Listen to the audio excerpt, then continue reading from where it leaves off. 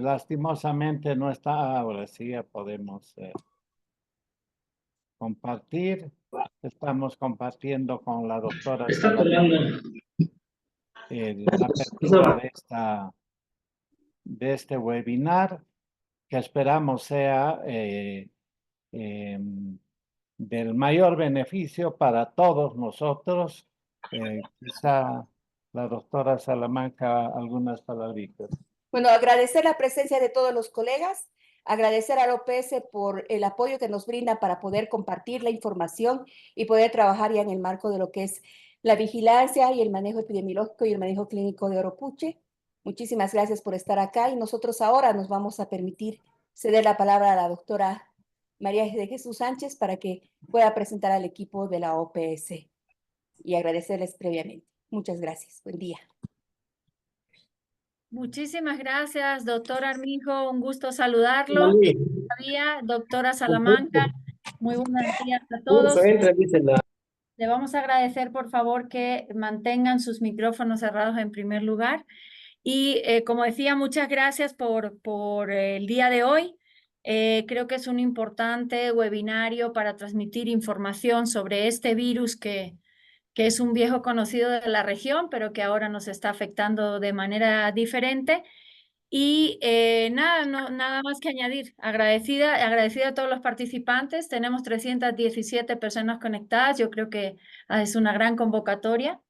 Y agradecer a los ponentes del día de hoy que amablemente han accedido a cedernos parte de su tiempo y expertise. En primer lugar está el doctor Leonel Tesch, que es consultor de la Unidad de Amenazas Infecciosas del Departamento de Emergencias en Salud en la OPS. Más adelante, cuando ya le demos la palabra, él se podrá presentar más ampliamente. No tengo tampoco más información sobre él, pero le agradeceremos que se presente.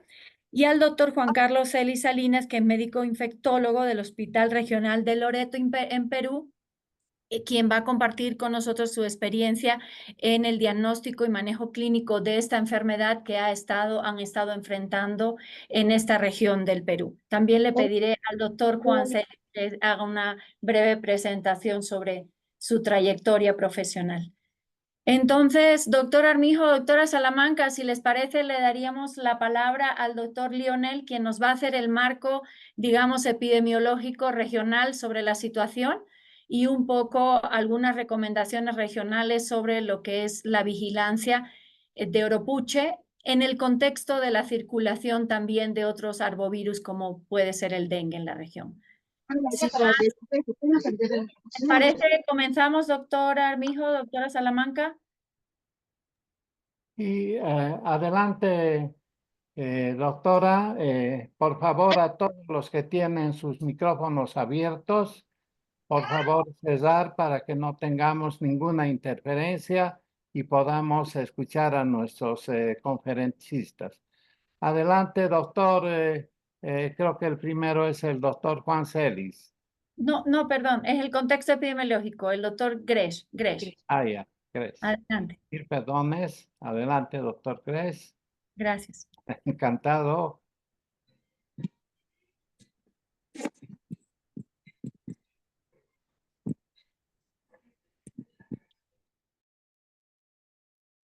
No se le escucha, doctor Cres, no se le escucha.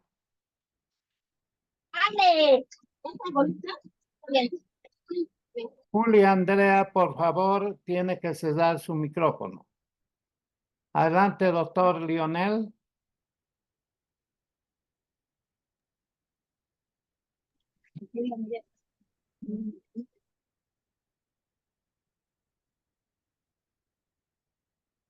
Uno, dos. Ahora sí. Gracias. Disculpen. Bueno, entonces voy a compartir mi presentación. Acá realmente el objetivo, voy a tocar rápidamente la situación epidemiológica a nivel regional y después compartirles algunos elementos sobre unas breves recomendaciones sobre la vigilancia y el diagnóstico del virus Oropuche. Lionel, perdón que te interrumpa un segundito. Si te puedes presentar un momentito porque hemos dado una breve presentación Perfecto. rápidamente para que todos se conozcan. Gracias. Excelente. Pero Excelente. Gracias. Soy el doctor Lionel Gesh, trabajo en unidad.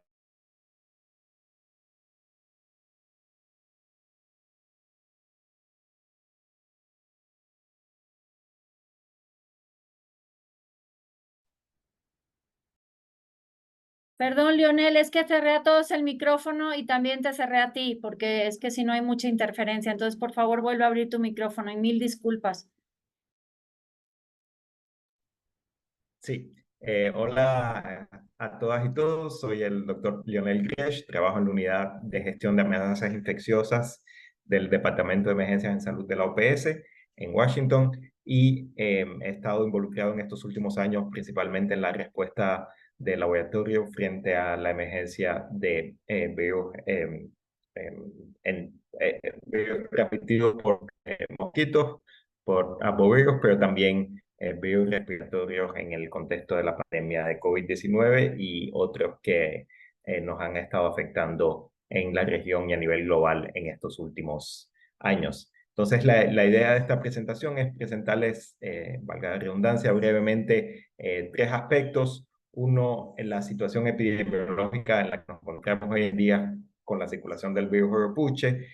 Dos, algunas consideraciones sobre el diagnóstico del laboratorio y finalmente algunas consideraciones sobre la vigilancia epidemiológica y cómo se puede implementar en el contexto de la co-circulación de Huirapuche con otros arbovirus, en particular el dengue.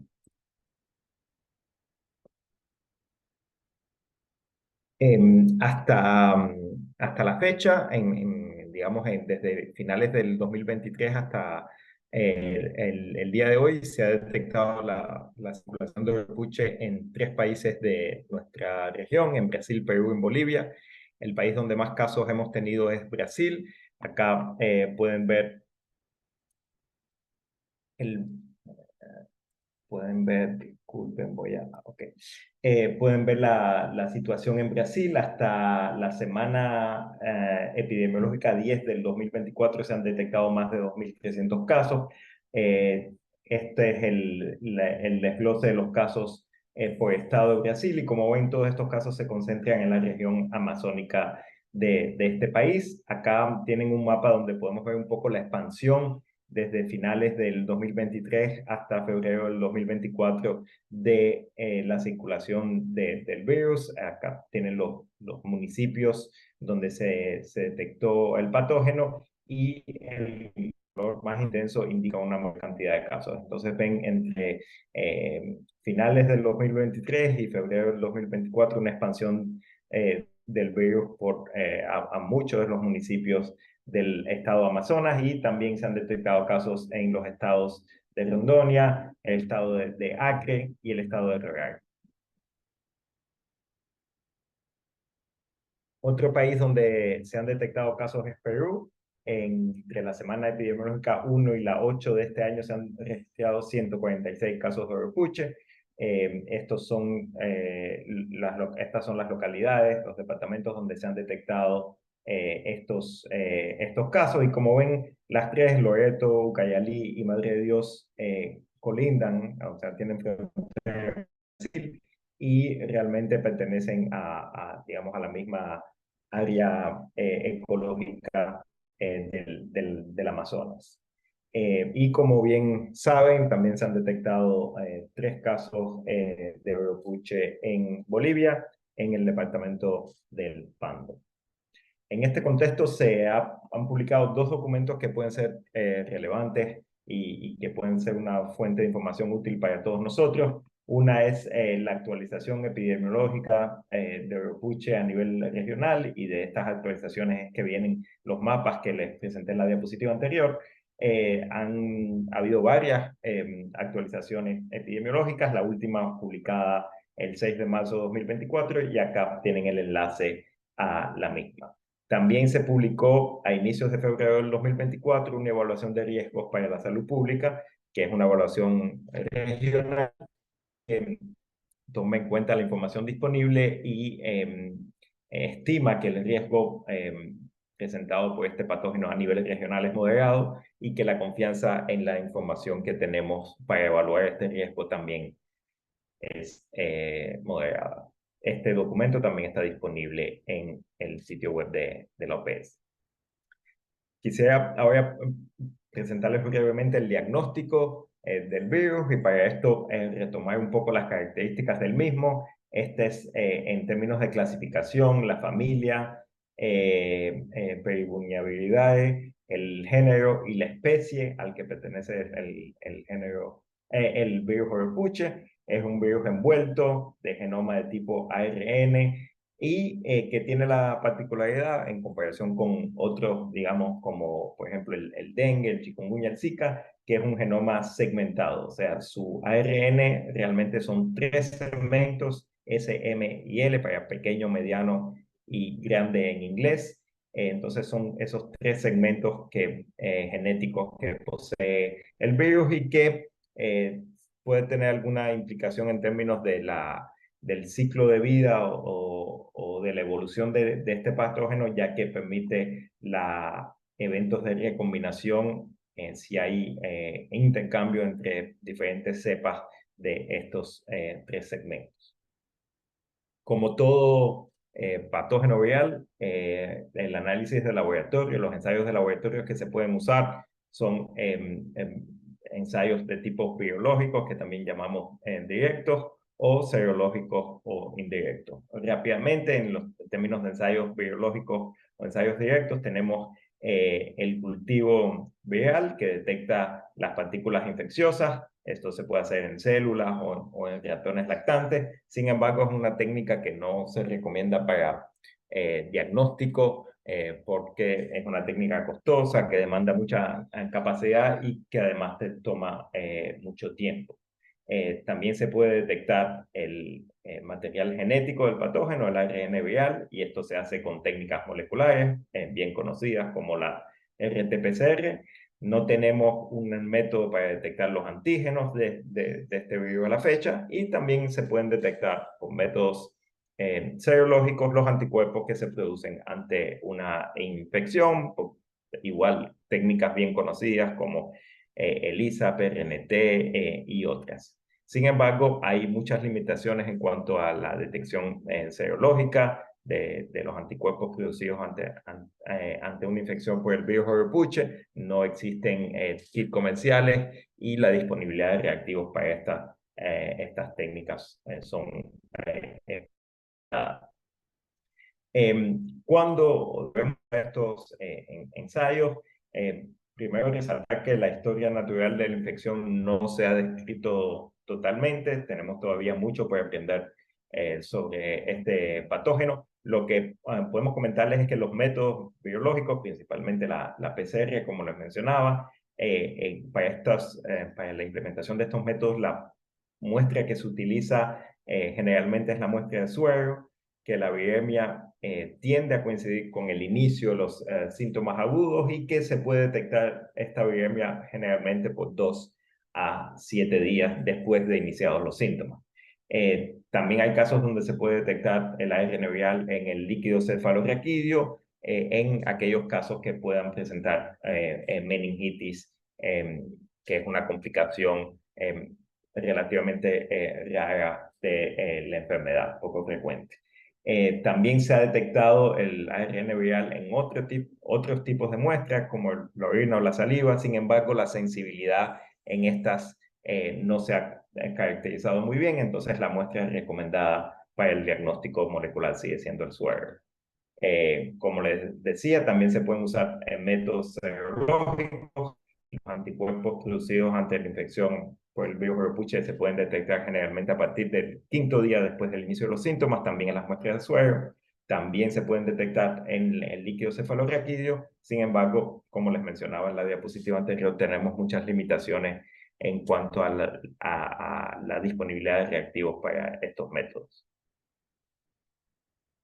Con esto quiero presentarles rápidamente la propuesta que estamos haciendo desde la OPS para la vigilancia de este patógeno. Es un algoritmo de laboratorio que, por supuesto, no es estático y que puede y debe ajustarse a las necesidades, a las condiciones epidemiológicas y en función de la necesidad de la respuesta ante un brote, ¿no? Y para la detección, este es un punto que siempre hemos resaltado desde hace muchos años, que para la detección de agentes emergentes, las muestras negativas en otros sistemas de vigilancia son extremadamente relevantes. Entonces, la recomendación es que se use los sistemas de vigilancia de dengue que están bien establecidos, de vigilancia epidemiológica, de vigilancia de laboratorio que están bien establecidos para capturar esos potenciales casos de virus emergentes como el virus Overpuch. Seguramente conocen este algoritmo de laboratorio, que es el de el recomendado desde la OPS para el diagnóstico de la infección por el virus del dengue en casos sospechosos, en casos que cumplan con la definición de caso sospechoso de dengue, y que incluye tanto métodos directos, biológicos, RT-PCR y prueba de antígeno en el caso del dengue, o métodos serológicos. Entonces, la recomendación acá es que de las muestras negativas, o sea, de los casos sospechosos de dengue, que tengan una muestra negativa a dengue, se puedan, que estas muestras negativas se puedan caracterizar, ya sea para otros virus endémicos, en función de la situación epidemiológica, tales como chikungunya y Zika, que son bien conocidos en la región, y también para otros arbovirus potencialmente emergentes, incluyendo el virus de Overpuch. Es importante notar que digamos, el número de muestras que vamos a procesar de las negativas para dengue depende evidentemente de la capacidad del laboratorio y también del contexto epidemiológico. La recomendación acá es procesar para Overpuche y potencialmente para Mayario también un porcentaje de las muestras negativas, negativas a dengue, y este porcentaje podría ir de entre un 10 y un 30%, evidentemente tomando en cuenta la capacidad del laboratorio. Si esta cifra no se puede alcanzar por esas razones de capacidad del laboratorio o de capacidad del sistema de vigilancia en general, se puede considerar el procesamiento de un número más limitado de muestras, siempre tomando en cuenta que estas muestras sean lo más representativas posible de los casos sospechosos. Básicamente que tengamos una buena cobertura de los casos que están presentándose clínicamente con sospecha de dengue y que podrían ser casos de infección por Overpuche e incluso por el virus Mayario. Muy brevemente mencionarles que también se puede implementar en función de la capacidad, la vigilancia genómica que teníamos antes de este último brote, pocas secuencias de virus Overpuche disponibles, y que hay muchos usos para la vigilancia genómica, como ya lo evidenciamos con COVID. Se puede seguir la evolución del patógeno, caracterizarlo en diferentes grupos, linajes, genotipos, y también aprender más sobre los mecanismos de transmisión y las fuentes de la infección. Un punto que siempre es importante resaltar es que también estas secuencias son importantes para el desarrollo o la evaluación de vacunas y terapéuticos, que en este caso para Overpuche no aplican porque no tenemos en estos momentos vacunas ni medicamentos específicos de este patógeno, pero que sí también son importantes para validar las pruebas diagnósticas, en particular estas pruebas de PCR que les mencionaba. Además, como ya mencioné, el virus Overpuche tiene un genoma segmentado, por lo que puede haber recombinaciones en el mismo, y la secuenciación puede permitir la identificación de estos eventos de recombinación. En resumen, acá creo que recogemos lo más importante de esta presentación. Los métodos moleculares, o sea, la RT-PCR, en muestras agudas de suero, es el método recomendado para la detección de la infección por el virus Overpuche. RT-PCR en muestras de suero tomados en la fase aguda de la enfermedad. La segunda recomendación es que las muestras que se usen para este diagnóstico molecular sean muestras de la vigilancia de dengue, o sea, que cumplan con la definición de caso sospechoso de dengue, pero que tengan una prueba negativa a dengue. Y en este contexto es importante resaltar que uno de los indicadores que los laboratorios y los sistemas de vigilancia en general pueden usar es la positividad. Por ejemplo, esto se vio en el caso del brote de Oropouche en Brasil, donde se vio un aumento muy importante de casos sospechosos de dengue. Sin embargo, la positividad para dengue era muy baja. Y entonces eso puede ser un indicador de que otro patógeno esté circulando, en particular Oropouche. La vigilancia genómica también, aunque no lo mencioné en mi presentación, la vigilancia entomobiológica puede jugar un papel en conocer más sobre este patógeno, en caracterizar mejor su ciclo de vida y su dinámica de transmisión.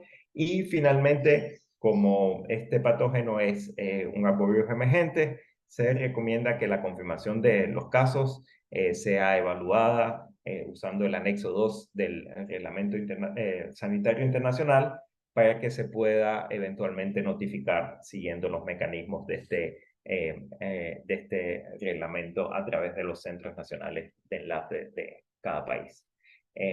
Finalmente, comentarles que todos estos elementos, todas estas recomendaciones se están recogiendo en un documento que vamos a publicar pronto sobre las directrices para la detección y vigilancia de arbovirus emergentes en el contexto de la circulación de otros arbovirus, en particular el dengue. Con esto, darles las gracias por su atención y decirles que estaba hoy presentando en nombre de la Unidad de Gestión de Amenazas Infecciosas y en particular del grupo que trabaja en la respuesta de laboratorio. Gracias a todos y quedo pendiente de alguna pregunta ahora o al final de la siguiente presentación. Chao. Muchísimas gracias, Lionel, por tu presentación. Le solicito atentamente a los participantes si tienen alguna pregunta que la vayan escribiendo en el chat y luego al final le vamos a ir dando lectura. Entonces, por favor, las preguntas las van poniendo en el chat y al final, pues tal vez abramos el micrófono a un par de preguntas dependiendo del tiempo. Sin más, yo le daría entonces la palabra al doctor Juan Celis, infectólogo del Hospital Regional de Loreto. Muchísimas gracias, doctor Celis, por su disponibilidad de tiempo el día de hoy, acompañarnos en este webinar. Creo que hemos llegado al punto máximo de conexiones. Tenemos 500 personas. Hemos ya abarrotado la sala. Entonces, estamos grabando por si algún compañero les indica que no puede acceder y vamos a estar circulando también la grabación. Doctor Celis, muchísimas gracias. Le doy la palabra y por favor si se puede presentar muy brevemente para que lo conozcamos un poquito mejor y nuevamente gracias. Adelante, doctor. Sí, muchísimas gracias. Un saludo desde acá de la Amazonía peruana. Yo estoy en la ciudad de Iquitos, en Perú, en el departamento de Loreto. Gracias a la OPS por la invitación, a la Unidad de Epidemiología de Bolivia por dejarnos compartir la experiencia de los casos de Oropouche que estamos viendo. Y yo diría más que eso, porque para eso es esta charla, un poco ver cómo se están presentando en el contexto que compartimos en el área amazónica estos casos de Oropouche, porque para nosotros, como siempre digo, no viene solo, casi nunca tenemos una epidemia sola de una sola entidad, siempre está malaria, leptospira, dengue ahora aumentando, y en ese contexto pues aparecen los casos de Oropouche. Mi nombre es Juan Carlos Celis Salinas, yo soy médico especialista en enfermedades infecciosas tropicales. Trabajo en el departamento como médico asistente de infectología del Hospital Regional de Loreto, que es el hospital de referencia de la región amazónica más grande, que es el departamento de Loreto. También soy past presidente de la Sociedad Peruana de Enfermedades Infecciosas y Tropicales. Y para empezar, yo diría que en realidad no hay muchos expertos en Oropouche. Es un honor que me inviten a dar esta charla, es la segunda que doy por invitación de OPS, porque la literatura que todos van a revisar la última publicación que hay en Lancet del año pasado sobre esto dice bien claro, la mayoría de los reportes son casos clínicos, reportes que se han hecho sobre cómo se está presentando el oropuche, y eso es lo que yo les quiero presentar. No hay gran cantidad de publicaciones sobre el cuadro clínico, más bien son escasas, y algunos reportes de casos graves que son también mucho, mucho más infrecuentes todavía, afortunadamente. Muy bien, esto ya lo ha presentado Lionel. Esta charla, digamos, viene en el contexto de que tenemos un aumento de casos de oropuche. Ya hemos tenido brotes anteriores en Loreto también, pero después de varios años estamos teniendo un brote más extenso, diría yo, que el que se ha reportado anteriormente. Y esta última alerta de la OPS, pues del 6 de marzo, llamaba la atención sobre eso.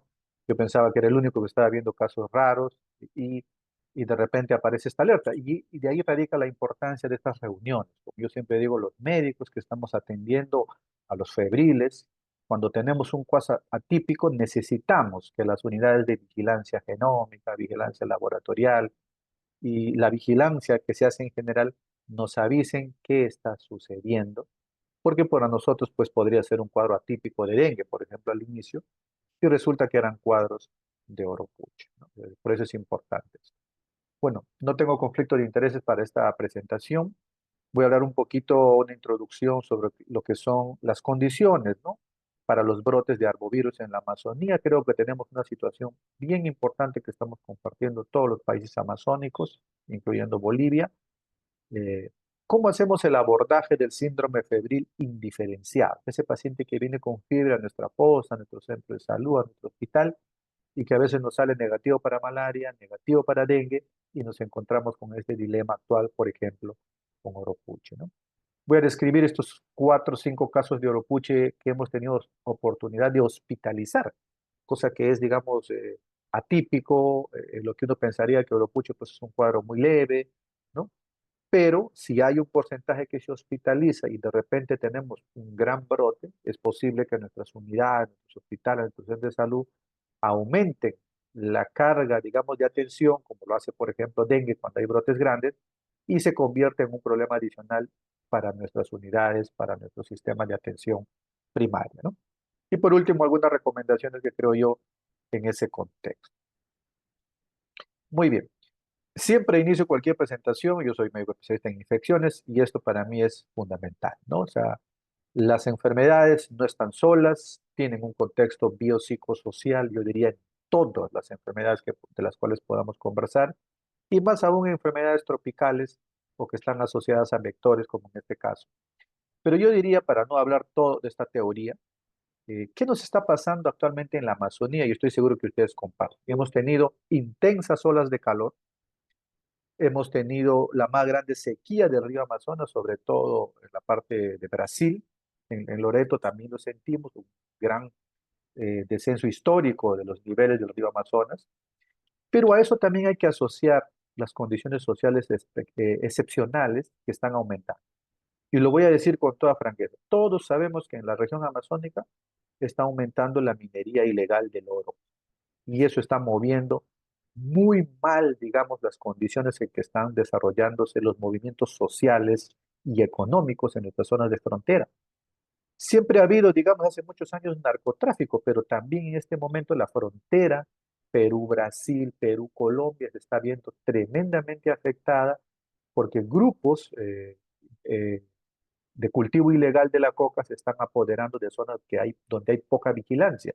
Y para nosotros, desde el punto de vista de la salud, está moviendo más intensamente las personas entre nuestras fronteras y eso ya sabemos que aumenta las posibilidades de que tengamos contacto con zoonosis, es decir, animales silvestres. A eso hay que unirle el tráfico de animales que siempre padecemos y ese contexto está determinando también mucho de lo que estamos viendo ahora, ¿no? No es solamente que tengamos un contacto cercano, sino que estas determinantes, como digo, sociales, comerciales, están haciendo más intenso este movimiento de algunas enfermedades. Yo diría en especial también puede decirse del oropucho, ¿no? Justo hace 7 días me consultaba sobre un paciente que venía de Río Branco, ¿no? Y que estaba viniendo a Iquitos. O sea, imagínense, el movimiento que está sucediendo entre nuestras fronteras es bastante intenso. Y me hablaban de un paciente con mucha cefalea. Yo justo había dado esta clase hace un par de semanas atrás y decíamos, bueno, cefalea viene del Río Branco, donde también hay casos de oropuche y le sale negativo a todo, casi con toda seguridad ese tumor. Cefalea, dominando la cefalea en el paciente, ya le voy a explicar cómo esta característica de la cefalea y la mialgia, y por un tiempo prolongado es lo que domina en los casos. Muy bien, esto solamente es de Perú, pero estoy seguro que ustedes tienen sus propias estadísticas nacionales, mundiales. No somos ajenos al aumento de temperaturas globales y el Perú también está viviendo este aumento marcado y como ya saben, el año pasado superamos los récords históricos y el 2024 continuamos superando récords históricos de temperatura y el cambio climático, si digamos, se nos viene en la cara ahora sí para que nadie pueda negarlo, ¿no? Y esto ya sabemos que aumenta las posibilidades, la reproducción de los mosquitos, del zancudo, su posibilidad de ser más antropofílico, etcétera.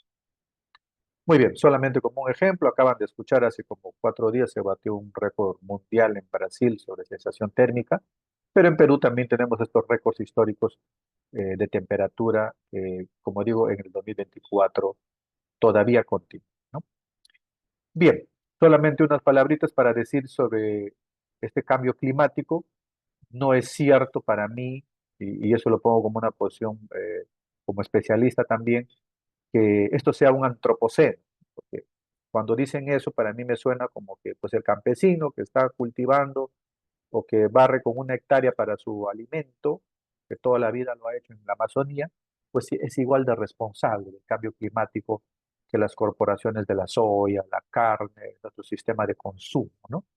Yo diría que necesitamos un poco de justicia climática y eso también hay que difundirlo, pues el 10% de la gente más rica es responsable del 50% de la emisión de CO2. Y pues el 1% y menos de la gente que vive en la Amazonía no se le puede achacar la igual responsabilidad del cambio climático o de las emisiones de CO2 en el planeta. Así que por eso que no me gusta el término antropoceno y por eso prefiero corporatoceno o capitalismoceno, que es, digamos, un término más apropiado para describir lo que está pasando en el mundo, ¿no? Muy bien. Entrando de lleno a nuestro tema, como les decía, yo voy a hacer una aproximación clínica, es decir, cómo nosotros estamos viendo Oropucha actual. Y este slide, a pesar de que tiene muchos años, es un estudio bien grande que se ha hecho en Latinoamérica para recopilar todos los estudios que hacen del síndrome febril indiferenciado.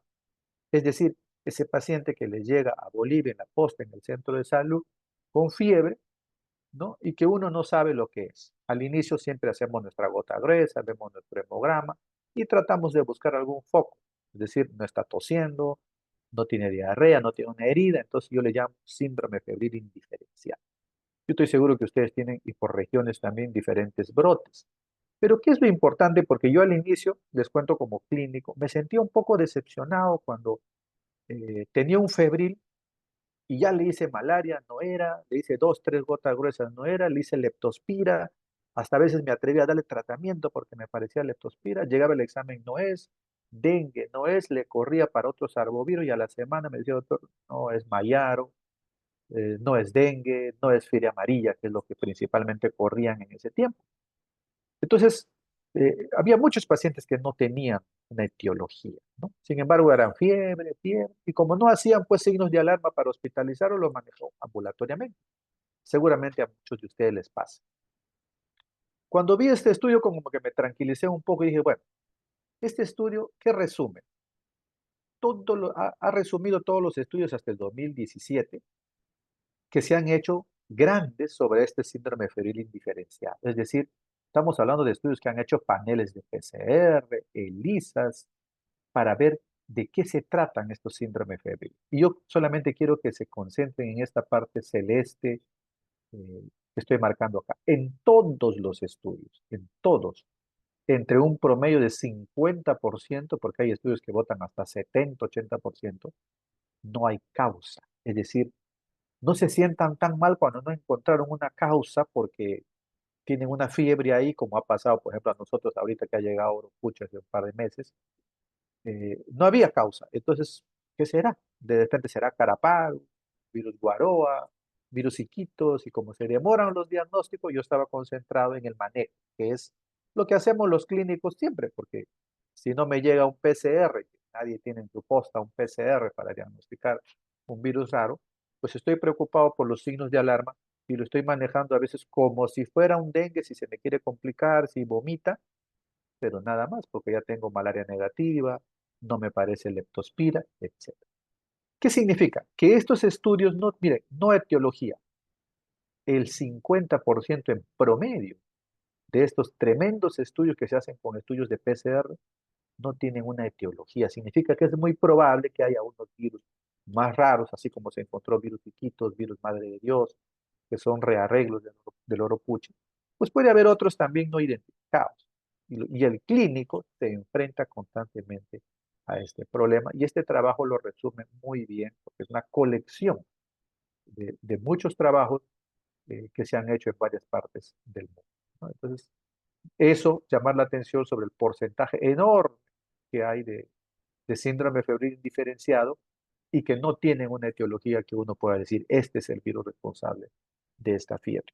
Y para sumar a eso, para agravar un poco esa situación, le digo a ustedes que ven síndrome febril, pues seguramente también les ha pasado como a mí, de que además era un dengue, pero además tenía malaria, pues era un dengue y además tenía leptospirosis, era un dengue, pero además tenía una diarrea infecciosa, y en época de COVID y en cualquier época, pues era una malaria, una leptospira y además tenía influenza o COVID.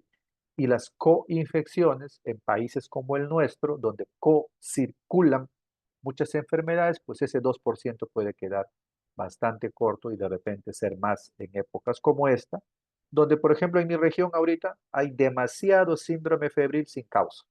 Es decir, el dengue está dominando como un 30%, pero hay demasiados casos probables. Es decir, nos estamos demorando en hacer diagnóstico, a veces por falta de insumos, falta de reactivos, falta de PCR, y nos dan una enorme cantidad de casos probables donde podría estar metido ahí Oropuche, por ejemplo, ¿no? Entonces, eso nos debe llamar la atención desde un punto de vista clínico. Y los que estamos atendiendo pacientes necesitamos que se nos informe, como estamos haciendo ahora con esta charla, que yo lo considero muy importantes, porque este conocimiento tiene que llegar al que está atendiendo en la frontera, con Bolivia, con Brasil, con Colombia, para que sepan que en el Perú está circulando y yo también puedo tener, ¿no? Como nos ha pasado, como le repito a nosotros. Muy bien. Cuando nos enfrentamos a este síndrome febril, ustedes van a poder leer en la literatura, mucha gente que ha hecho muchos resúmenes, digamos, como para el clínico, y entonces tratamos de agruparlo. Eso es lo que hacemos todos, creo. Como le digo, no tenemos a la mano la prueba de PCR para Oropuche, para muchas enfermedades en realidad tenemos unas cuantas, y lo que hacemos es agrupar, es decir, fiebre con síntomas respiratorios. Por ejemplo, nosotros tenemos una norma de vigilancia sindrómica que identifica al famoso IRAC, ¿no? Insuficiencia respiratoria aguda grave. Nos manda nuestro sistema de epidemiología a vigilar los casos graves que empezaron con fiebre, hicieron un síntoma respiratorio y se agravaron. ¿Por qué? Porque puede ser hantavirus, influenza grave, puede ser COVID grave, entonces eso estamos obligados a vigilar.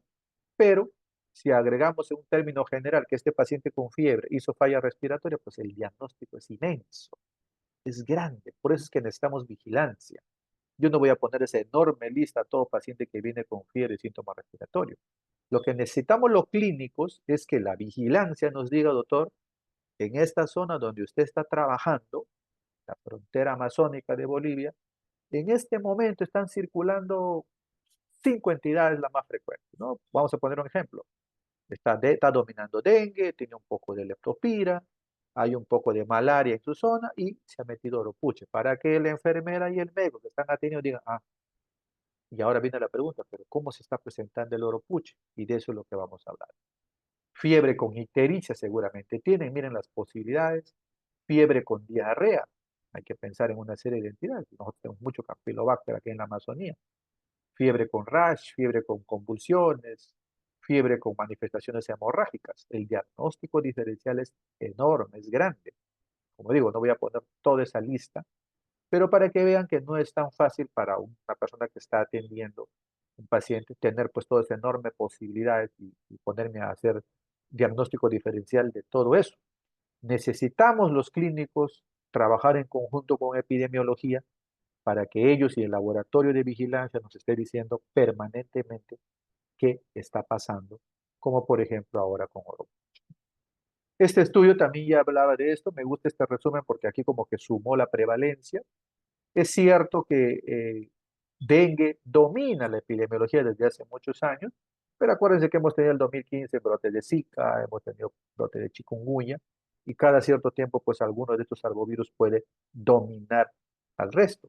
Pero en esta ocasión, digamos, en la suma de todos estos estudios, que fue del 2000 al 2007, esta vez, pues miren, dengue, también estaban alfavirus, encefalitis equina, mayaro y oropucha ahí en 1.6, 2%. Es decir, está presente el virus y en diferentes proporciones. Estoy seguro que ahora en algunas regiones el oropuche va a aumentar porque están haciendo ya más pruebas y están apareciendo pequeños brotes. Nosotros actualmente tenemos una comunidad que está reportando una buena cantidad de casos. Solo como un ejemplo, como les decía, de que el clínico no va a tener esto. Por ejemplo, si tú me dices, doctor, usted tiene una prueba rápida para encefalitis equina, otra para mayaro, no. Los clínicos, lo que estamos viendo pacientes, lo vamos a manejar en forma síndrome. Y eso yo que les vengo a compartir, porque eso es lo que hacemos día a día y seguramente ustedes también lo están viendo. Esto podría ser un ejemplo. Esto lo hicimos el año pasado dentro de la Sociedad Peruana de Enfermedades Infecciosas. Tuvimos el ciclón Yaku, acuérdense, vino también aumento de temperaturas, lluvias, inundaciones, huaicos. Y entonces los clínicos empezamos a compartir en un observatorio que tenemos y empezamos a reunir esa información y decir, ¿qué estamos viendo? Yo les sugiero que esto lo hagan siempre, entre ustedes, entre sus grupos también. Bueno, doctor, ahorita tenemos dengue, regular cantidad, pero está metido leptospira, nos decían, porque hay lluvias, hay inundaciones, los desagües, todos se salieron de control y entonces hay mucha leptospira. Pero en medio de eso aparecieron casos de COVID e influenza, un poquito de hepatitis A y algunos casos importados de malaria. Es decir, el algoritmo o las posibilidades se reducen. Entonces ya no necesito toda la enorme tabla que les he mostrado al inicio, porque esta información lo necesita el que esté en la posta, en el centro de salud, en las zonas amazónicas, para que él pueda decir, bueno, hasta a esto me estoy enfrentando, y también ayudar a vigilar si es que encuentra pues un caso atípico, un caso raro, ¿no? Entonces esto nos sirve a los clínicos para decir esto está dominando en este momento, y eso, por ejemplo, lo hicimos, como lo repito, el año pasado, que nos ayudó un poco a orientar a los colegas que están viendo en las zonas, en las postas, en los centros de salud, qué o ante qué posibilidades ellos se encuentran. Esto no es nuevo, siempre, mientras la tecnología no llegue al nivel de que podamos con una gota de sangre tener un diagnóstico diferencial para 30 enfermedades, vamos a vernos enfrentados al síndrome febril indiferenciado, a ese paciente que tiene fiebre y que no sabemos qué es, no sale malaria, no sale dengue, y este reto diagnóstico lo han hecho saber en muchas, muchas publicaciones. Y eso es lo que ustedes y seguramente nosotros también aquí, pues todo el tiempo tenemos, ¿no? Fiebres al cual no logramos tener un diagnóstico y estamos preocupados ante ese reto. Si saber le manejo, le pongo antibiótico, le trato para malaria a pesar de la gota gruesa, etc. Muy bien, aquí ya resumo un poquito, ya esto es lo que es nuestro.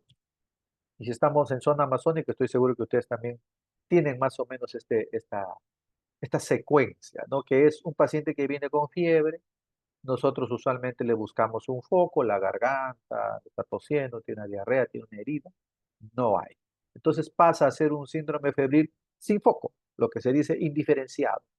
No tengo un foco a quien echarle la culpa de esta fiebre, y en nuestras postas, en nuestro centro de salud, acostumbrados a tener brotes de malaria, de leptospira, pues hacemos generalmente, y eso sí, casi siempre está a la mano, digamos, nuestro laboratorista, y ahora hay regiones que tienen hasta pruebas rápidas de malaria, y hacemos siempre una gota gruesa inicial, más aún si viene de zonas lo que llamamos calientes de malaria, ¿no?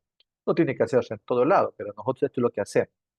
Y cuando ya tenemos la gota gruesa negativa, por supuesto que hay malaria con gota gruesa negativa, a veces por baja parasitemia, entonces tenemos todo lo que ya pasó, digamos, por la Amazonía. Nosotros hemos tenido dengue, brote de Zika, poquito de chikungunya, brote de encefalitis equina, y ahora miren, se han metido los casos de oropucho. También acuérdense que COVID ya ingresó a esta lista de síndromes febriles indiferenciados, y esto está bien documentado. Y nos ha pasado como clínico. Y le digo, ya me pasó, que un paciente venía con fiebre, dolor de cabeza, dolor articular, dolor retroocular, mialgias, pero era su primer día y yo entre mí dije, se parece al dengue, ¿no? Mucho malestar, mucho todo, pero no tiene otra cosa. Y el hemograma normal. ¿Por qué? Porque en COVID, acuérdense que los síntomas respiratorios pueden aparecer después de 24 a 48 horas. Es decir, las primeras 24 o 48 horas solamente es un síndrome febril y no vas a tener el dolor de garganta, ni a veces esa disgeusia, falta de olor, de sabor que decían de COVID, no hay. Entonces, te puede confundir. Por supuesto, aquí hemos tenido brotes de leptospira, hantavirus, riquecias en menor proporción, pero hemos tenido brotes. Las hepatitis virales, no sé si les pasa lo mismo, pero aquí casi todos los años en los colegios tenemos algún brote pequeño de hepatitis A. Y acuérdense que el paciente con hepatitis A no se pone amarillo ni histérico el primero, segundo, tercer día, sino recién a partir del quinto para adelante. Todo el mundo ya lo ve amarillo, pero los primeros días es un síndrome febril, con la característica de que suele estar vomitando desde el primer día. Y cuando tienes brote de dengue, pues te confunde, ¿no? En el centro de salud, pues te dicen, si tiene fiebre y vómito, signo de alarma. Entonces se maneja como dengue y no está mal, porque si está deshidratado y vomitando, lo manejo como dengue, como probable dengue, así manda la literatura, mandan las guías, no tengo que descuidarme. Si está vomitando y me parece que es un síndrome, pues lo manejo. Nada de daño lo voy a hacer si lo mantengo hidratadito y no me gana el signo de alarma. Pero hay que considerar que existen otras enfermedades como hepatitis viral, hepatitis A sobre todo, que pueden hacer brotes. Finalmente, nosotros tenemos chagas selváticos como Brasil, en las zonas amazónicas de Colombia también. No estoy seguro si en Bolivia hay chagas así selvático. Y entonces hemos tenido casos que nos han confundido como malaria y al final el paciente ha llegado y resulta que era un chagas agudo, ¿no? De hecho, acabamos de tener un fallecido por un chagas congénito, un niño, un recién nacido prematuro. Esto es más o menos el espectro y en este espectro se viene a meter oropuchia, entre comillas. Y entonces nosotros tenemos que estar, como digo, ampliando. ¿Qué se ha sumado ahora? No sé si ustedes lo están viendo, pero yo tengo reportes de la zona amazónica de Brasil. Yo les diría como clínico que trabaja en la selva, en la región amazónica de Perú, nunca había visto enfermedad por calor en un nativo, o sea, que vive acá con nosotros. Digamos porque en medio de todo estamos acostumbrados a las altas temperaturas propias de la Amazonía, trópico, húmedo, y no he visto excepcionalmente trabajadores de los eléctricos que están todo el día trabajando y tenido enfermedad por calor. Pero el año pasado, donde batimos muchos récords, hemos tenido hipertermia por calor. Recuerden que enfermedad por calor no es solamente shock por calor. O sea, muchos escuchan, cuídate del golpe de calor. O sea, en realidad debería ser, la enfermedad por calor es un espectro grande, que va desde edema de las piernas, fatiga, hipertermia, o sea, puedo tener 38, 39 grados sin tener shock por calor. Y ese paciente, en 2 oportunidades aquí hemos tenido pacientes que se han sido catalogados como dengue, como malaria, como leptospira, y cuando se hace bien la historia, después de hacer muchos exámenes, conclusión, sí ha estado cantando todo el día en épocas que estaban batiendo récord de temperatura, y que era enfermedad por calor. Entonces acá tenemos otro distractor, otra entidad que vamos a tener que incluir en nuestro diagnóstico diferencial, que es enfermedad por calor, hipertermia por calor, en el diagnóstico diferencial de un febril que viene en la Amazonía, porque en viajeros, digamos, lo veíamos más seguido, ¿no? Personas que vienen del norte, que no estaban acostumbrados a altas temperaturas, y veíamos en viajeros casos esporádicos de enfermedad por calor. Pero verlo en un nativo, una persona que vive aquí en la Amazonía, era bastante atípico. Y para nosotros esto ya se mete en nuestro diagnóstico diferencial porque ya nos ha confundido. Y entonces, ¿qué hemos hecho los clínicos siempre? ¿No? Y esto aquí he resumido todo lo que he encontrado yo en la literatura. Nosotros en Perú tenemos una norma que dice síndrome febril indiferenciado puede venir como síndrome febril ictérico, síndrome febril hemorrágico, estamos obligados a reportarlo, febril contra todo accesorio. Eso, por ejemplo, tiene una norma de vigilancia síndrome. No sé si ustedes tienen una parecida para reportarlo. La OPS dice, bueno, si hay una enfermedad parecida a dengue, pues lo podemos manejar como like dengue, como tipo dengue. También van a escuchar el término, esto es una enfermedad tipo arboviral. Es un término más académico, pero me parece que es un arbovirus porque no tiene leucocitosis, neoleucopénico, pero ha salido negativo para dengue y entonces lo pongo como arbovirus. También escuché que y estoy hablando de manejo clínico, no estoy hablando de laboratorio. En Colombia, cuando estuvimos en el brote de chikungunya, los médicos decían, esto es una alfavirosis, me gustó ese término porque cuando me puse a revisar, efectivamente, dentro de los togavirus, los alfavirosis, los alfavirus, como es chikungunya y mayario, acuérdense que este grupo de alfavirus tiene esa predilección por causar problemas articulares, dolor, que es una característica fundamental de su fisiopatología y de su clínica, ¿no? Entonces el médico decía alfavirosis porque puede ser mayaro, no necesariamente chikungunya, y tenía razón, ¿no? Mayaro también da mucho dolor articular, y ellos tenían mayaro, ya habían visto, entonces no podían distinguirlo solamente con verlo, entonces, no es tan fácil. Entonces el médico decía alfavirosis. Y las publicaciones en Colombia, que son muy buenas porque en el contexto, mira, ellos tenían chikungunya, dengue, mayaro y zika, así que hicieron una mnemotecnia y lo publicaron. Esto es algo, digamos, útil para el que enseña, para el que capacita. Chindenmasica, porque en ese momento tenían chikungunya, un poco de dengue, mayaro estaba en algunas zonas y zika se metió, entonces Chindenmasica. Yo les digo, o sea, la gente, los que enseñamos, los que estamos capacitando, necesitamos decirle al personal de la posta, del centro de salud, el que atiende febriles, cómo más o menos se está manejando la situación de los febriles. Y si se metió Oropuche, pues chindenmasico, ¿no? O sea, solamente es una mnemotecnia, pero dense cuenta que buscamos la forma de enseñar y de cómo transmitir lo que está pasando en ese. También nosotros a veces enseñamos, digo, a mí lo que me importa del síndrome febril, le digo, el signo de alarma no solamente debe ser para dengue. El signo de alarma debe ser un concepto que lo introducimos a nuestro síndrome febril. Porque mientras mi paciente febril no me haga ningún signo de alarma y a eso le agrego trastornos sensoriales, dificultad respiratoria, yo me puedo mantener más o menos tranquilo.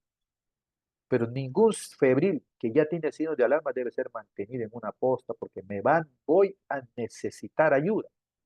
Y en ese sentido, cuando nosotros decimos, no importa si de repente es una malaria, si está hipotenso, ya no importa. Si es igual, vas a necesitar referirlo, tratarlo como signo de alarma porque es probable que en la posta donde estás no puedas resolver un caso grave. Eso para hacer notar de que el signo de alarma nos ayuda en malaria, nos ayuda en leptospira, en Hanta, porque identificar un signo de alarma ya hace que el personal de salud entienda que debe derivarlo. Y también, por ejemplo, decimos, ya, finalmente si fue dengue, si es fiebre amarilla, que lo manejo con fluidos, si es dengue con hidratación. No hay mucho ahí que medicamentos que yo puedo usar, pero si es un brote de leptospirosis, pero si es un brote de riquecias, si es un brote de malaria, ellos sí tienen tratamiento. Y entonces, si yo tengo un brotecito y ya me dijeron que está dominando la malaria y a pesar que me sale una gota gruesa, el paciente convulsiona, yo lo tengo que manejar como malaria. Y de hecho eso hacemos. No sé si a ustedes les pasa que en sus emergencias viene un paciente de la región amazónica, de la selva, una parte alejada, y tiene fiebre y está convulsionando y sale gota gruesa negativa. ¿Cuántas veces hemos visto malaria con gota gruesa negativa y recién a la quinta gota gruesa sale positivo? Pero la gravedad, el hecho de que ese paciente sea febril y esté convulsionando, yo lo trato como malaria. Recibe su artesunal. Varias veces hemos sido cuestionados por eso, porque la norma manda test and treat, examen y tratamiento, pero no hay entrenamiento microscópico, puede ser que ese personal no tenga una capacidad muy alta de diagnosticar por gota gruesa, y yo no lo puedo dejar a un paciente convulsionando si me viene de una zona caliente de malaria. Entonces, eso hacemos los clínicos todo el tiempo, todo el tiempo. Y si a eso pues le sumas, ¿no? Que el paciente VIH viene de la región amazónica, de la frontera, pues ya te imaginarás que esas posibilidades aumentan enormemente porque hay un montón de enfermedades propias de un paciente inmunosuprimido. Esto para contextualizar que todo el tiempo estamos enfrentados a falta diagnóstica, falta de pruebas que me digan qué hacer, pero nosotros nos acomodamos con pruebas, tratamiento empírico, abordaje sindrómico, para no caer. Pero, como repito, necesitamos, y eso siempre lo decimos en todas las reuniones que tenemos con epidemiología de laboratorio, que nos digan que está circulando. Yo no necesito, le digo como clínico, que me digas de cada paciente sus 20 pruebas moleculares. Lo que necesito es que me diga, doctor, hemos identificado que está circulando oropuche y esto es lo que estás viendo. Ah, pues yo ya sé que se agregó oro. No necesito que a las 100 pacientes les hagas, pero que a 2, como decía Lionel, a un pequeño porcentaje le hagas pruebas especiales y me transmitas esa comunicación. Y como siempre digo, que no le llegue solamente al director del hospital o al jefe de epidemiología. Esa información tiene que llegar a la última postita donde está atendiendo a ver solamente una enfermera para que sepa qué está pasando. Porque no podemos ser adivinos de todos los síndromes febriles que se nos presentan en el día a día.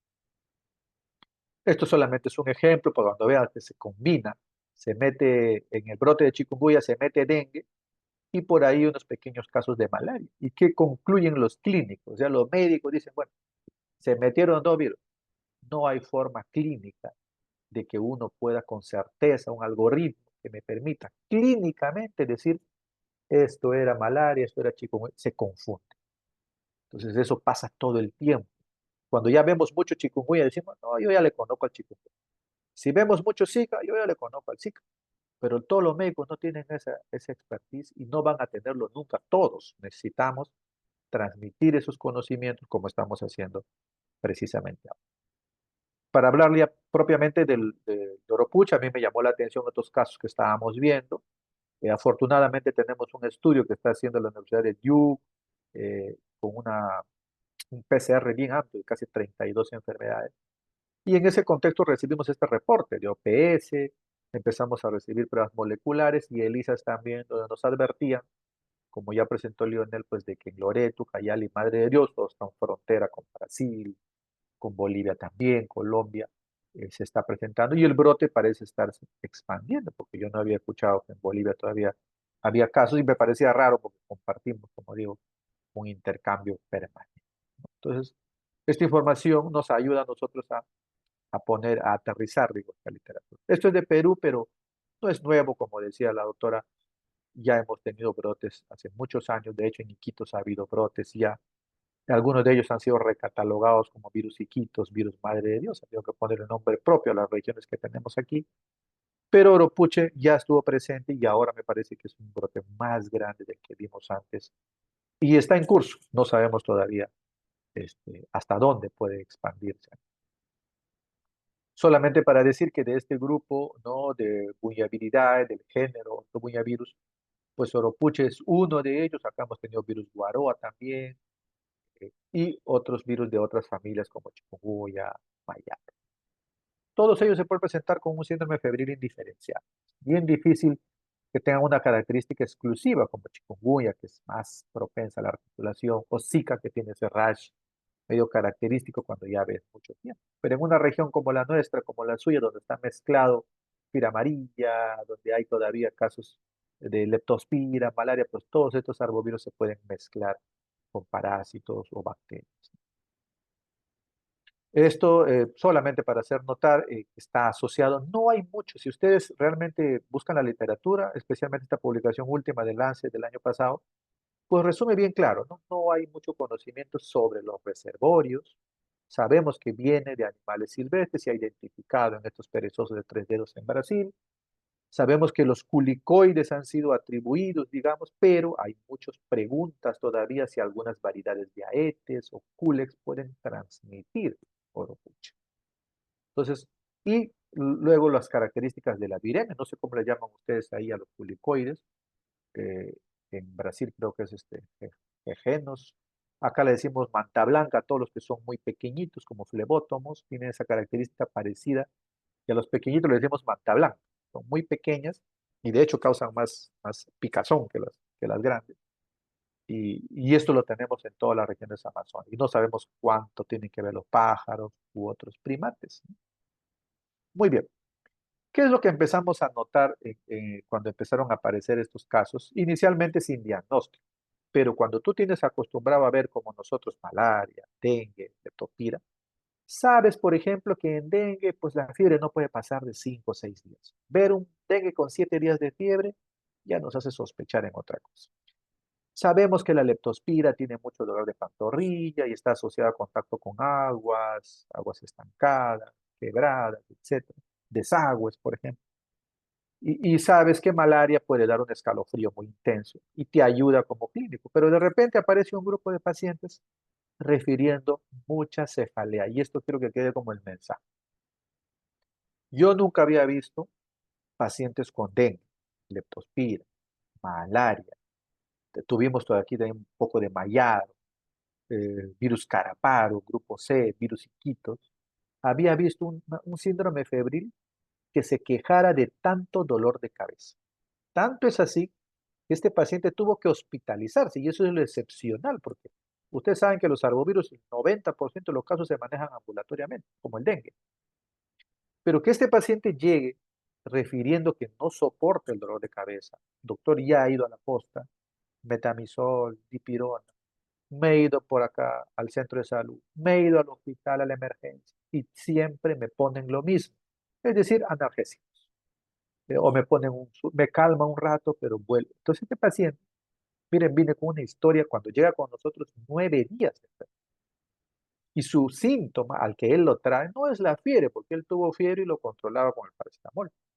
La fiebre lo dejó, dice él, al quinto, sexto día tuve un poco y de ahí ya ni se acuerda que tuvo fiebre. Cuando llegó con nosotros al 9 ya no tenía. Pero él venía por una cefalea global intensa. Él decía, toda la frente, doctor, aquí atrás. Y a nosotros, por ejemplo, nos hizo pensar en encefalitis. O sea, tanto era intenso. Y él refería una mialgia que decía, toda esta zona de la espalda sentía dolor. Y lo que lo trae a él es el dolor. Y de hecho este paciente fue enfocado varias veces, y no está mal, creo yo, como dengue, porque un febril está haciendo mucho dolor de cabeza, no tenía vómitos intensos, por ahí tuvo unos cuadros de diarrea muy leves, un poco de mareo, cosa que no se suele ver en dengue, ¿no? Como un síndrome vertiginoso, decía él. Un dolor retrocular también, muchos pacientes tienen eso, y por ahí refirió un poco de prurito ya casi al día 9 cuando él viene con nosotros. Pero sus síntomas, él no se quejaba del resto, tenías que sacarlo por cucharitas, todos los síntomas. Cuando nosotros preguntamos, ¿no tienes esto, tienes el otro? Sí, un poquito. Él estaba concentrado, como todo paciente, decir, esto es lo que realmente me fastidia, ¿no? El dolor, la cefalea. Y como ya había sido enfocado varias veces como dengue, pues tenía un montón de exámenes. Le habían hecho un hemograma por aquí, le repitieron el hemograma al cuarto día, le repitieron el hemograma, y por último el PCR cayó en estas personas que estaban haciendo el estudio en esta posta, y después nos trajeron el resultado cuando él ya estaba hospitalizado de qué se trataba. Y este panel de PCR, ¿por qué es importante? Digamos, ¿por qué es excepcional? Porque yo podría decir, bueno, de repente es poropuche, pero además tiene otra cosa. El panel cubría 32 enfermedades y lo hicieron al sexto día, es un buen momento, fase aguda, y no encontraron dengue, no encontraron leptospira, no encontraron malaria, incluso había para pruebas ahí en ese PCR estaba incluidos los otros arbovirus, nada, era un poropuche PCR positivo puro. Y en todos los exámenes, incluyendo ecografía abdominal, examen completo de orina, PCR, glucosa, creatinina, transaminasas, todo, hasta creatinquinasa le pedimos para ver por qué tanto dolor muscular. Como el leptospira, ustedes saben, hace una mialgia que puede elevar la creatinquinasa. Pero este paciente no tenía nada, todo sin alteración. El hemograma, 7.000, 8.000 leucocitos. Sin eosinofilia, sin plaquetopenia, a pesar que ya tenía uno del sexto y otro del noveno día. Es decir, no encontramos una alteración de examen de laboratorio como si encontramos en fiebre amarilla, en leptospira, inclusive te tiende a llevar a la leucocitosis, en dengue tiende a la leucopenia, es una característica fundamental de este arbovirus, pero en cambio en oropuche, el hemograma inmutable, pero el paciente muy sintomático, con mucha dolor de cabeza. Finalmente se hospitalizó al día 9, lo hidratamos, lo reposamos, le hicimos analgésicos, básicamente metamisol. Un día tuvimos que ponerle hasta tramadol muy lento. A mí me gusta mucho el tramadol, pero tenía un dolor intenso. Y al tercer día de hospitalización, literalmente, ya estamos hablando del día 12 prácticamente, ya calmó el dolor de cabeza y se fue de alta. Porque todo el resto de exámenes salían normales, porque le calmó la mialgia y la cefalea, él mismo solicitó su alta. Es importante, digamos, este caso para nosotros porque nos permitió tener un panel de PCR muy grande donde pudimos ver que no era además otra enfermedad, puro oropuche. Y como les digo, no vayan a creer que acá hay muchos expertos de oropuche. Yo estoy siendo invitado porque ya he visto prácticamente ahorita 10 casos bien documentados de oropuche, lo estamos compartiendo en varios flancos porque necesitamos saber, como ustedes, contra qué se están enfrentando. Esto es uno de los pacientes. Este otro paciente también es una cosa bien especial, un caso bien especial. ¿Por qué? Porque este es un trabajador, funcionario que para viajando mucho en la zona amazónica y parecían dos enfermedades porque él inicialmente tiene como 5 o 6 días de mucha cefalea, fiebre que le duró prácticamente 10 días, pero tuvo un periodo de efervescencia entre el quinto y el séptimo día. Es decir, se sintió muy mal, pero como no tenía signo de alarma y era fiebre, lo controlaba con paracetamol, pero él seguía viajando. Y después hay un periodo entre el día 5 y 7 donde él dice, pensé que ya me había pasado, o sea, hay una defervescencia. Y en Oropuche está descrito como un periodo bifásico, como que parece que al inicio se va, ¡pum!, regresa nuevamente. Eso también lo han descrito en varios reportes. Pero otra vez quiero llamar la atención sobre este segundo caso. Él prácticamente estaba viajando mucho, tiene que cancelar sus viajes porque tiene una especie de desvanecimiento y el dolor de cabeza no lo soportaba. No pudimos hacer la resonancia magnética, punción lumbar, se negó, en realidad no tenía mucha importancia porque no se comportaba como una encefalitis, no estaba contractado el sensorio. No presionamos a eso, queríamos documentarlo como clínicos para ver si hay algo, porque en Oropuchi está reportado. Pero miren ustedes, ¿qué es lo excepcional de este caso? Que como él es un funcionario, en el día 2 le hacen un PCR y sale Oropuchi. Pero él como está, no se siente mal, sigue haciendo su trabajo. Y como siente esta recaída por el dolor de cabeza y la fiebre, entonces le hacen de nuevo pensando que de repente es otra enfermedad, un funcionario, a ver, hay que hacerlo. Y en ambas veces sale PCR positivo. No puedo decir nada sobre eso desde el punto de vista microbiológico, porque acuérdense, en COVID a veces hay restos de ADN y sale positivo, pero me llama la atención que hasta el día posterior al día 7 tengamos nuevamente un PCR, o sea, 2 PCRs, reacción en cadena de polimerasa positivos para Oropuchi, ¿no? Y otra vez, fiebre y cefalea como síntoma fundamental, mialgia también, dolor lumbar, poco de artralgia, que no dominaban, como digo, la clínica, pero otra vez por eso le he puesto cefalea 4 cruces comparado con fiebre 3 y mialgia 2, porque eso sería bueno, porque a veces en la ficha epidemiológica no te permite hacer eso, ¿no? Dice, tiene fiebre y dolor de cabeza, pero no te dice cuánto dolor de cabeza. Y en Oropuche se van a dar cuenta cuando ya vean estos casos que la cefalea sigue, y tengo reportes de pacientes de 2 semanas, 3 semanas con dolor de cabeza. Entonces no es que el Oropuche sea tan benigno y que es una enfermedad febril que va a pasar. Ojo que si tenemos muchos casos y esta epidemia puede seguir aumentando, podemos tener una avalancha de casos en nuestro sistema de salud que requiera atención, porque un paciente no puede estar con ese nivel de cefalea que le imposibilita hacer su vida diaria. Entonces, esto para mí es lo excepcional de Oropucha. Hay reportes de meningitis y de encefalitis en la literatura, pero no hemos visto ninguno, es cierto. Pero nos extraña que hayamos tenido 3 pacientes que hayan requerido hospitalizarse y que hayan ido a la consulta de un médico especialista en un hospital porque no soportan la cefalea.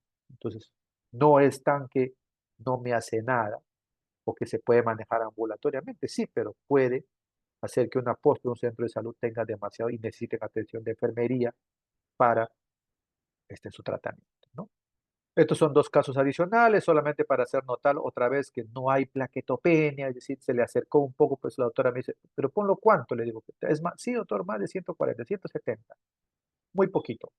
La fiebre, él dice, sí, había un periodo donde tuvo fiebre, pero otra vez, ¿no? Cefalea, artralgia y dolor, él decía dolor en el tabique nasal, aquí en la base. Y también salió PCR positivo para Oropucho. Es decir, la clínica seguía siendo el dolor. La fiebre está ahí, pero domina otra vez el dolor. Este paciente, 23 años, mira, es un gente económicamente activa, que está obviamente trabajando, haciendo sus cosas, pero otra vez, ¿no? Aquí también hay una especie de periodo bifásico. La doctora me dice, doctor, creo que son 2 enfermedades. Y le digo, no, es muy probable que sea solamente eso, porque las 2 enfermedades no van a ser cefalea intensa, le digo. Y de hecho en Oropuche está descrito que aparentemente entre el 5 y el 7 baja un poco los síntomas, como si fuera un dengue entrando en la fase crítica, donde defervece la fiebre, y tú te quedas tranquilo, y después regresa. Y le digo, y efectivamente lo seguimos, básicamente era la cefalea y el dolor lumbar que se demoró mucho tiempo, me dice el doctor, casi al día 10, 12, recién empezó a sentir mejoría, y el PCR al día 9, mire, salió positivo para Oropuche, ¿no? Otra vez, dominando en un contexto de la Amazonía, donde estamos acostumbrados a hacer malaria, un poco de dengue, leptospira, a la doctora que me pasó este caso, que es el nuevo que estoy presentando a ustedes, le digo, lléname bien la tabla todo día por día, yo lo he resumido aquí, pero otra vez ella preocupada, es el clínico que está viendo, y a ellos hay que transmitir esta información, le digo, no, le pasé todo lo que tengo, todo lo que hay, mira, Oropuche es así, concéntrate en manejar la fiebre, ve si no te hace signos de alarma, cuidado con una encefalitis y meningitis, evalúalo, está cerca a tu posta, velo, no tienes que hospitalizarlo para eso, pero estate atenta porque si hay un signo de alarma como trastorno de sensorio vas a tener que referir. No fue necesario, lo manejó en su centro de salud, que está muy cerca a la ciudad donde yo estoy, y vean que la clínica se repite y en esta oportunidad le estoy presentando casos donde está sólido el diagnóstico de Oropuche por una prueba de PCR, que como le digo, no es que yo lo tenga a la mano, es un estudio que se está haciendo y eso me permite compartir con ustedes esta presentación. Finalmente, yo les diría que Oropuche hay que introducirlo a nuestro síndrome febril indiferenciado local, tienen que construir sus propios algoritmos que están viendo como síndrome febril. Si ya tienen la solidez de Oropuche, comuníquenle a las enfermeras y médicos que están en la posta del centro de salud y díganle cómo se está presentando estos casos para que ellos aprendan a reconocerlo y a tranquilizarse, porque todos cuando no tenemos diagnóstico estamos preocupados. Los médicos de atención primaria tienen que estar preparados para hacer diagnóstico diferencial, manejo sindrómico, tratamiento sindrómico, reconocer signos de alarma en todo febril, no solamente los de dengue, sino la convulsión, la dificultad respiratoria, dolor abdominal severo, para poder, de mi posta, referir rápidamente, aunque no tenga un diagnóstico claro, sino como una probabilidad. Desde una perspectiva clínica, como le digo, para mí no hay un algoritmo robusto. Alguien que me diga, sí, esto es chikungunya, esto es leptospira. No hay forma si yo no tengo un PCR a la mano y nunca creo vamos a tener un PCR que tenga 32, 40 posibilidades. Es más útil que a mí me informen cuando hacemos vigilancia de laboratorio para yo, como estamos haciendo ahora, compartiendo y estar seguro de lo que está circulando. Hay que agregar Oropuche a esta lista, hagan su propia lista y digan, bueno, Oropuche está presentando así. Los pocos casos documentados, yo diría esto, ¿no? Porque estos casos son sólidos por el PCR. Es una cefalea persistente, intensa, que te puede llevar a la postración. Es decir, no puedes hacer tus cosas. Estoy hablando de gente de 40, 30, 20 años, que son pues fuertes, que quieren hacer sus cosas, no quieren dejar de trabajar, están tomando su paracetamol, pero se ven obligados a detenerse y a buscar atención médica. Entonces eso les puede pasar si tienen un brote grande.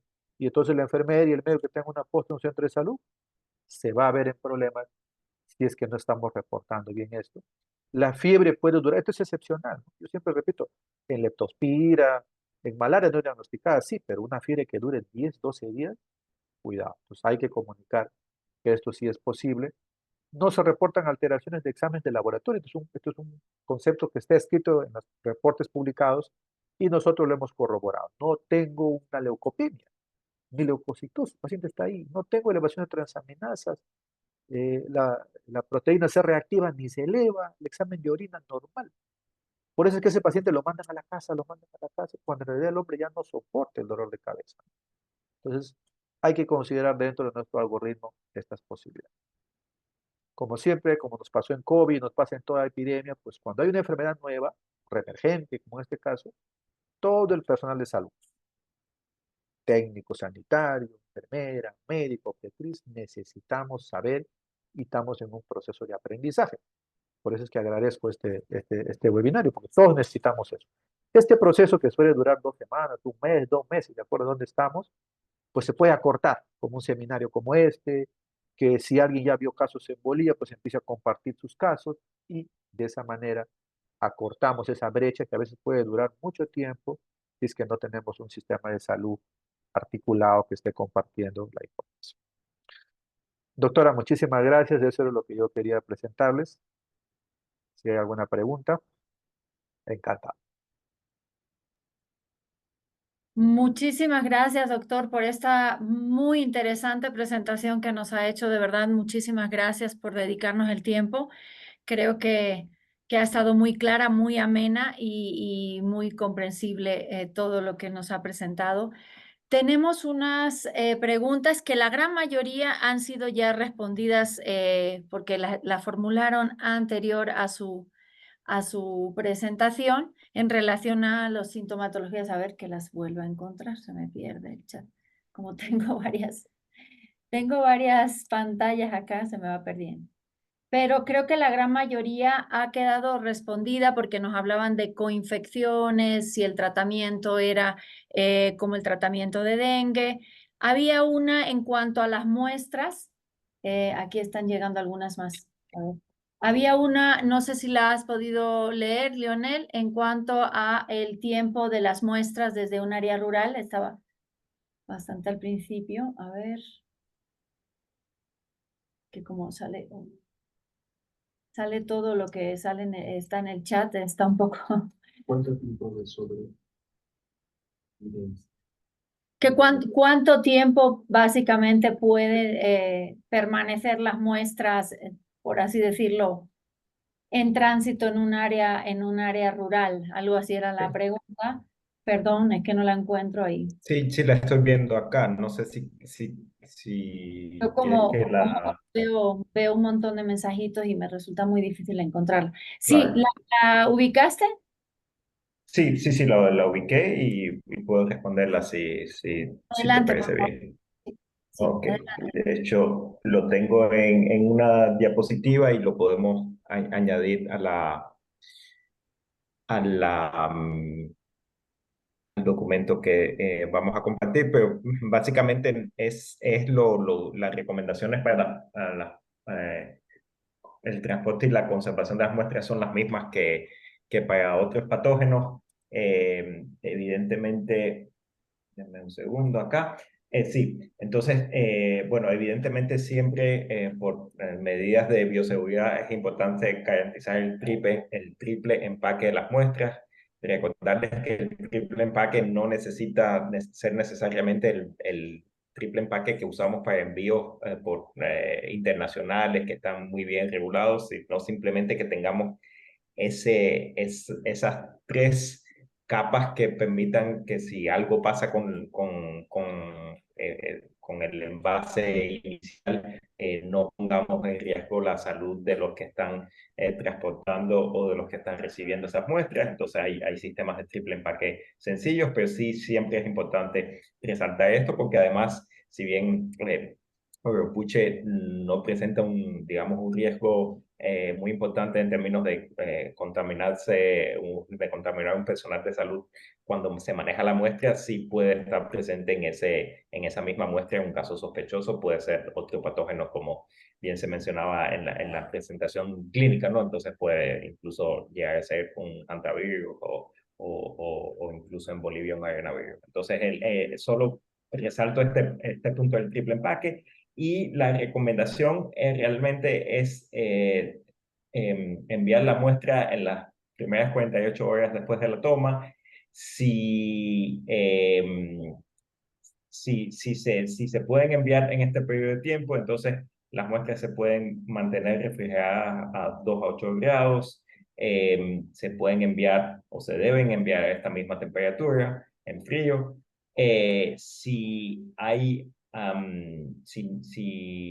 el sitio tiene la capacidad, también se puede eventualmente, y que las muestras no se pueden enviar en las 48 horas, se puede eventualmente separar el suero de la muestra y congelar ese suero para que después sea enviado igual manteniendo la cadena de frío. Entonces, estas son las recomendaciones generales que no son distintas, digamos, de las que tenemos para el diagnóstico, digamos, de dengue, por ejemplo. Cam. Muy bien, muchas gracias, Leonel. Siguiendo con preguntas, preguntaban cuál es el vector principal del virus Oropuche y el doctor Juan Carlos nos refirió también hay incertidumbres sobre este tema. Perdón, pierdo las preguntas por algún motivo. Sí, tal vez comentar que sí, el vector clásico es el que mencionaba el doctor, que es el culicoide, que puede tener varios nombres en función de los países de la región, pero que sí hay cierto nivel de incertidumbre, ¿no? Se han descrito al menos 2 especies de mosquitos que pueden o sea que al menos han sido positivos para la detección del virus. Y también comentan los colegas de Brasil que en algunas áreas de circulación han visto mucha presencia de culicoides, pero que en otras áreas donde ha circulado el virus han visto poca. Entonces, no, esto no quiere necesariamente decir que haya otro vector, pero sí es una posibilidad y es algo que si el país tiene la capacidad de hacer, creo que es algo que es importante, lo mencioné muy rápidamente, la vigilancia entomobiológica o al menos la vigilancia entomológica de saber qué vectores están presentes en la zona, qué vectores potenciales están presentes en la zona donde estamos identificando los casos y eventualmente procesarlos por laboratorio. Es algo que, si bien tal vez no sirva inmediatamente para disminuir los casos o controlar un brote, sí nos va a ser muy útil esa información. Vamos. Bien, muchísimas gracias. Otra pregunta que rescato del chat es para el doctor, si se sabe cuál es la causa de la cefalea intensa, alguna sustancia que se produce donde la infección viral, el mismo proceso inflamatorio. Sí, es muy buena pregunta. Hay muy buenas preguntas ahí. Pero yo quiero decir esto. Esta última revisión de Lancet, que les invito a leer de enero de este año sobre el oropuche, yo creo que resume muy bien la literatura. Hay muchos vacíos en los estudios entomológicos, la viabilidad que hay el virus en varios vectores, en la fisiopatología hay muy poco, sabemos que hay citoquinas, interfiere con el interferón. Sobre los estudios de encefalitis, ¿no? Que uno pensaría, ¿por qué el dolor tan intenso? O sea, ¿cuál es la causa? No hay estudios en animales, por ejemplo, en los pacientes que han logrado que el virus invada o que hagan síntomas de encefalitis, no han encontrado realmente el virus dentro. Es una cosa extraña. Y todos esos vacíos existen. Esto es como un llamado también a que los biólogos y todos investiguemos más sobre este virus. No hay tanto como en dengue, que hay mucha fisiopatología ya investigada. Este es un vacío todavía que estamos todos, creo, llamados a colaborar. Muy bien, muchas gracias. Yo creo que eso también responde a algunas de las preguntas que teníamos sobre la fisiopatología que nos preguntaban, pero ya lo ha respondido el doctor. Una pregunta que creo que también ya ha quedado clara es si el oropuche se puede asociar al dengue, y creo que su presentación ha sido bastante clara a ese respecto, pero si quiere comentar algo adicional. Sí, claro. En realidad sí, ¿no? Lo que vamos a tener en regiones como la nuestra, yo creo que en Bolivia también, es que aquí se ha reportado, por ejemplo, malaria como oropuche. O sea, en estos estudios que se hacen, pues no es raro que si tienes, por ejemplo, este es un mensaje de un artículo publicado, ¿no? Han encontrado malaria, tratan la malaria, pero la fiebre sigue. Entonces el médico está pensando en resistencia o algo. Y a nosotros nos ha pasado varias veces que justo el paciente está terminando la terapia y empieza, entre comillas, otra enfermedad y resulta que tiene una coinfección. Y nos ha pasado tratando un dengue y total resulta que la malaria también estaba ahí. Entonces, dengue con malaria, como les decía, en nuestras zonas, hay que estar atentos cuando se rompe la forma, entre comillas, estándar o normal en que se presenta un caso clínico. Esto es un buen ejemplo. Teníamos el dengue que ya estaba de salida, quinto, sexto día, y de repente fiebre, escalofrío. Tenía la malaria desde el inicio, estaba con 2 cruces de malaria. Entonces, sí hay muchas posibilidades de coinfección, sobre todo en las zonas como la. Muy bien. Muchísimas gracias, doctor. No veo, creo que la mayoría de las preguntas están respondidas en las del chat. Y le pasaría nuevamente la palabra a la doctora Salamanca y el doctor Armijo.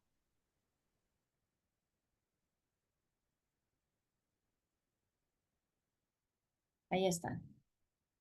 Adelante, doctora Salamanca, ¿algún comentario, alguna pregunta o para poder ir avanzando? Gracias. Tiene el micrófono cerrado, doctora.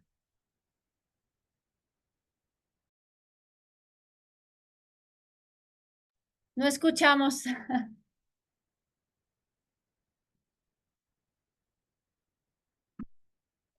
Los sistemas.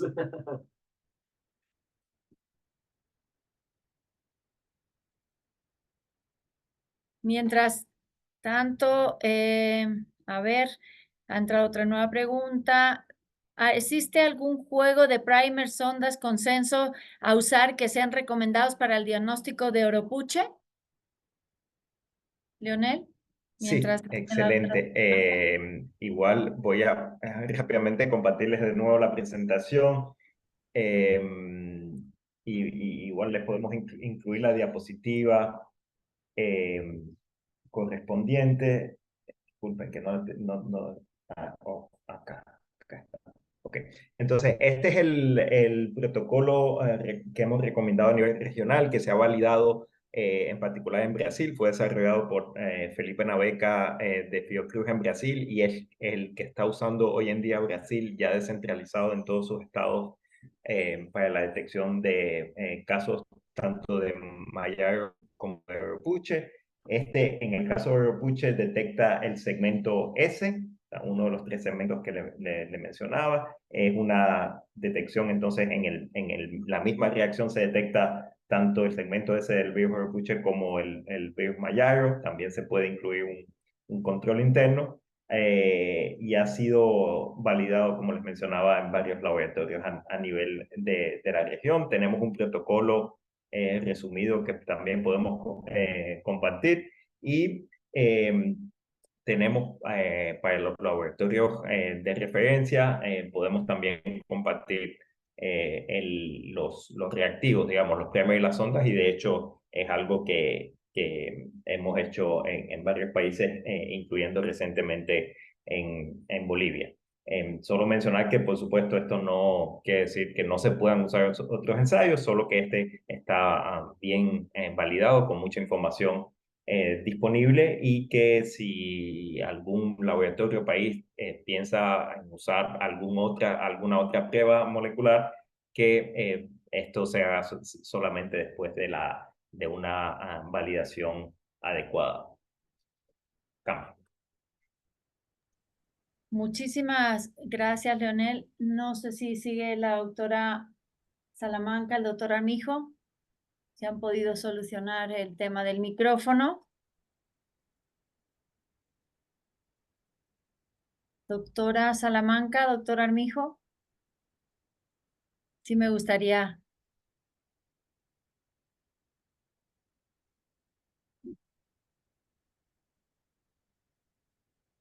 Dice, en relación siguiendo con la pregunta, con lo que comentabas, Leonel, hay otra pregunta. En caso de presentar resultados con CT significativos para los premios mencionados, ¿es necesario realizar pruebas de serología para determinar los antígenos o anticuerpos correspondientes?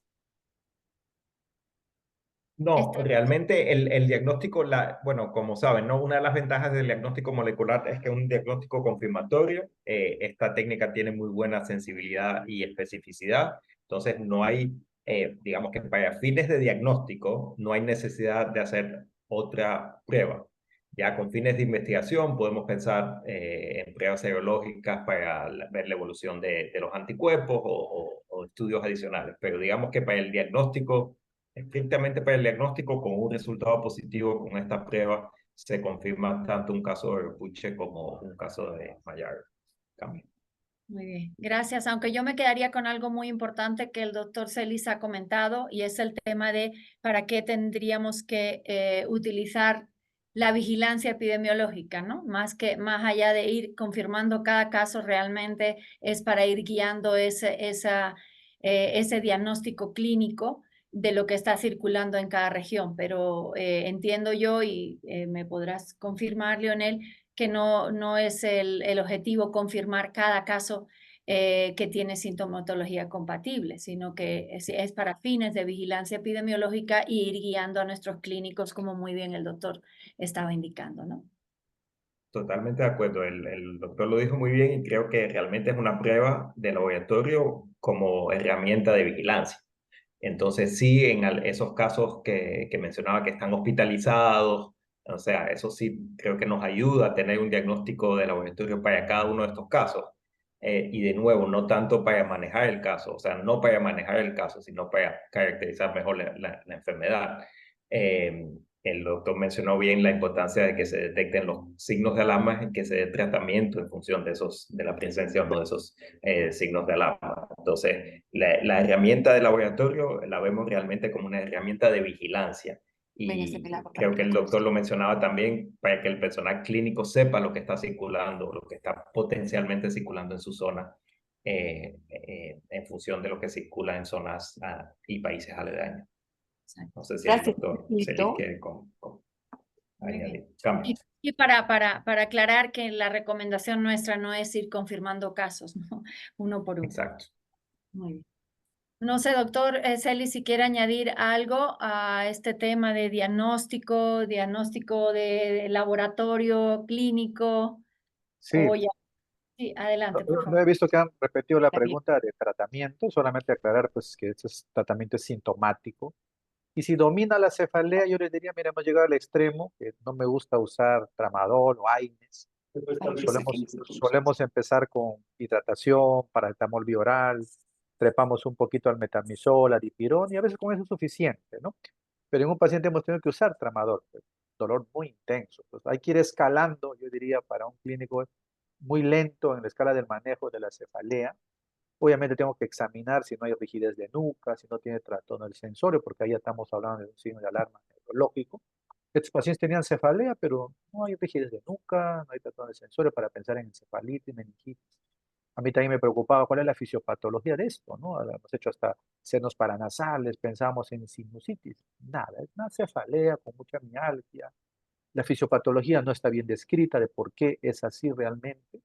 Así que yo les diría, tranquilo, hay que manejar la cefalea, podemos ir trepando en la analgesia, tratando de evitar siempre AINES, corticoides, que pueden alterar el curso de esta enfermedad. Por ejemplo, este paciente trepamos desde paracetamol, metamizol o dipirona y tuvimos que trepar a tramadol y recién ahí el dolor se aplacó considerablemente. Entonces, el manejo de síntomas, hidratándolo porque estaba con mucho malestar también. Muchísimas gracias, doctor. Bueno, pues ahora sí le cederíamos la palabra a la doctora Salamanca, que creo que ya tiene el micrófono habilitado. Bueno, muchísimas gracias a los ponentes, agradecerles a ustedes por el aporte y por compartir todo el conocimiento. Seguramente nosotros desde Bolivia vamos a tomar contacto con ustedes incluso para el análisis de algunos casos y vamos a dar continuidad también a estas charlas para poder compartir con cada uno de los colegas de los departamentos ya lo que es específicamente el manejo clínico y el manejo laboratorial y la vigilancia. Agradecer a la OPS María por el apoyo que nos brindan, tanto a nivel nacional como a nivel de la sede, por este apoyo que nos han brindado. Y junto a mí está acá la doctora Gabriela Pérez, quien es encargada del programa de emergentes, quien va a llevar y va a trabajar de manera conjunta y coordinada con cada uno de ustedes y con los colegas a nivel nacional. Muchísimas gracias y me voy a permitir ceder la palabra a ellos y posteriormente ya nos despedimos. Gracias. Gracias. ¿Cómo están? Muy buenos días. Un gusto conocerlos a todos. Soy la doctora Gabriela Pérez, justamente del programa Emergentes y Reemergentes del Ministerio de Salud y Deportes. Ahora, como programa, va a tocar afrontar lo que es el Oropuche. Sí, evidentemente es algo nuevo aquí en Bolivia, no hemos tenido casos anteriormente, pero ya necesitamos estar más que todo con el personal médico, necesitamos reforzar la parte también del vector para hacer la contribución adecuada. Oportunamente se va a estar trabajando con todos ustedes coordinadamente para resolver esto y que podamos contener la enfermedad. Muchas gracias. Cambio. Pues de nuestro lado, agradecerles a todos, agradecerles a los ponentes. Esperamos desde la Organización Panamericana de la Salud que les haya sido de interés este webinario del día de hoy.